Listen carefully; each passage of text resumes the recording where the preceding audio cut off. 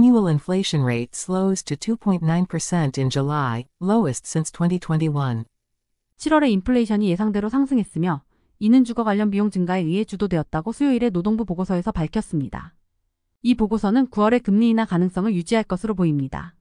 소비자물 가지수 CPI는 상품과 서비스 가격의 광범위한 지표로 7월 0.2% 상승하여 연간 인플레이션율을 2.9%로 만들었습니다.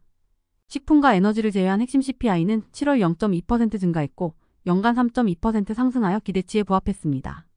미국 노동통계국의 보고서에 따르면 연간 인플레이션율은 2021년 3월 이후 가장 낮고 핵심 인플레이션율은 2021년 4월 이후 가장 낮은 수준입니다.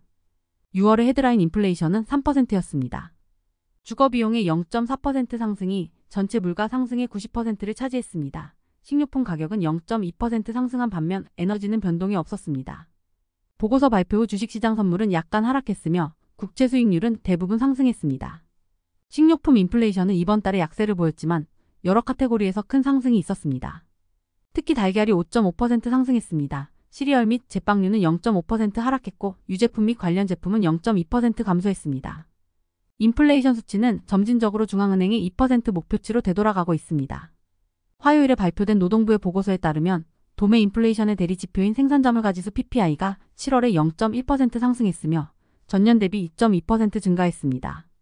연준 관계자들은 금리 인하를 고려할 의향이 있음을 시사했지만 특정 시점에 대해 약속하지 않았으며 금리 인하 속도에 대해 추측하는 것을 조심하라고 언급했습니다.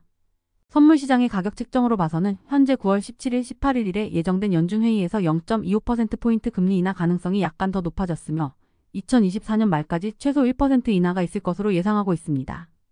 그러나 9월 0.5% 금리 인하에 대한 긴박함은 없습니다. 인플레이션이 완화됨에 따라 노동시장 둔화에 대한 우려가 커지면서 연준이 코로나 위기 초기 이후 처음으로 금리 인하를 시작할 가능성이 높아진 것으로 보입니다. 찰스 스왑이 수석투자 전략가는 CPI 보고서를 설명하면서 인플레이션은 하락하고 있지만 고착된 부분은 여전히 존재하고 있다고 말했습니다. 자동차 가격은 계속해서 하락했으며 신차는 0.2% 감소했고 중고차와 트럭은 2.3% 하락했으며 전년 대비 10.9% 하락했습니다. 그러나 자동차 보험 비용은 1.2% 추가 상승했으며 연간 기준으로 18.6% 상승했습니다. 지수의 3분의 1 이상을 차지하는 주거 부문에서는 주택 소유자들이 받을 수 있는 임대료를 묻는 항목이 0.4% 상승했고 주거 관련 비용이 완화될 것이라는 연준의 예상에 다시 한번 도전했습니다.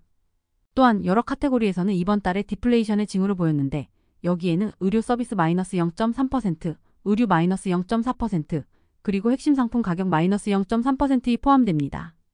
다시 요약하면 소비자물 가지수 CPI는 이번 달에 0.2% 상승하여 연간 인플레이션율을 2.9%로 낮추었으며 이는 2021년 3월 이후 최저치입니다. 식품과 에너지를 제외한 핵심 CPI는 월간 0.2%, 연간 3.2% 상승하여 예상에 부합했습니다. 주거비용의 0.4% 상승이 전체 인플레이션 상승의 90%를 차지했습니다. 식료품 가격은 0.2% 상승했고 에너지 가격은 변동이 없었습니다.